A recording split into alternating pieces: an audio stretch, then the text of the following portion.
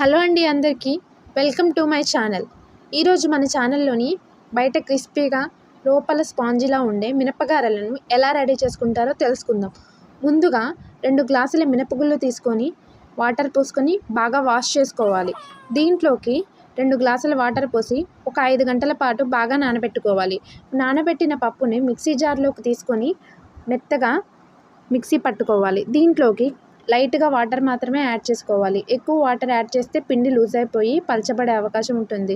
ఈ విధంగా పిండిని గట్టిగా రుబ్బుకున్నాక దీనిలోకి సన్నగా తరిగిన ఉల్లిపాయ ముక్కలు యాడ్ చేసుకోవాలి.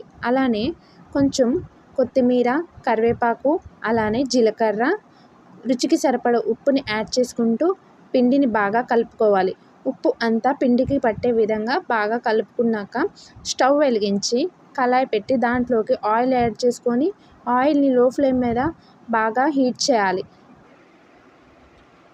పిండిని తీసుకొని వాటర్ అద్దుకుంటూ గారెల్లాగా రౌండ్ షేప్లోకి ఒత్తుకోవాలి. పిండిని స్లోగా ఆయిల్లోకి వేసుకోవాలి. ఇదే విధంగా అన్ని గారెలను ఆయిల్లోకి వేసుకోవాలి.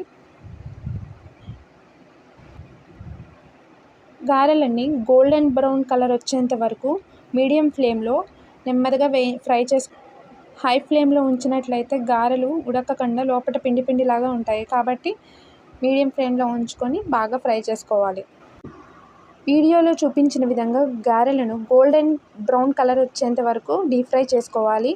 అంతే, వీటిని సర్వింగ్ ప్లేట్లోకి తీసుకొని సర్వ్ చేసుకుంటే టేస్టీగా ఉండే మినపగారెలు రెడీ అండి. చూడగానే తినాలనిపించే మినపగారెలు రెడీ అయిపోయినాయండి.